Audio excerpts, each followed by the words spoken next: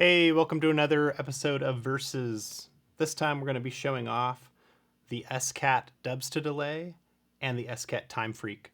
Super cool company out of the UK that doesn't do a great job promoting themselves, so these things are actually quite rare. They're handmade. The Dubsta-Delay is a BBD delay that has an array of BBD chips in it and is very dark and very vibey and fun.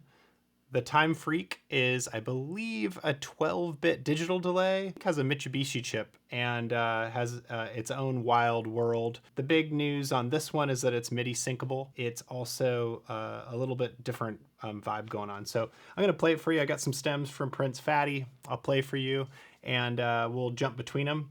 We're going to have the Dubsta up here on this top knob, and we'll have the Time-Freek on the second knob down, and you can see those over here. So here we go.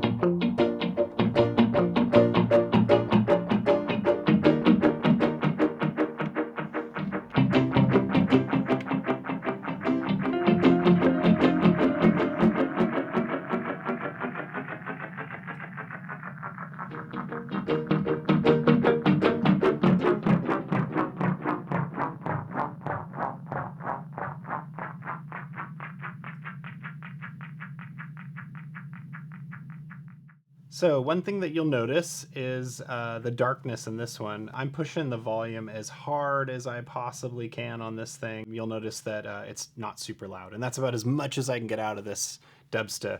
But when you go ahead and twist the delays, you just hear like the vibe and how smooth and swirly it is. When you hit the Time-Freek, it's a little more like punchy and a little more in your face. It also can be a little bit edgier, but I do like that this has way more range. You can push a lot more volume into it. You can get a lot more volume out of it. And then honestly, my favorite part of this pedal is you just flip this to MIDI. And in this case, I'm just going to be sending MIDI out from the push via audio into this little MIDI clock, and then that's heading into here. And so what's cool about that is when I hit play, you'll see that MIDI just syncs right up to it as soon as the multi-clock goes. Then you can change your multipliers. So as you swap those, you'll be hearing that the not only is it synced up really easily, but it's also able to change it up on the fly. So check this out.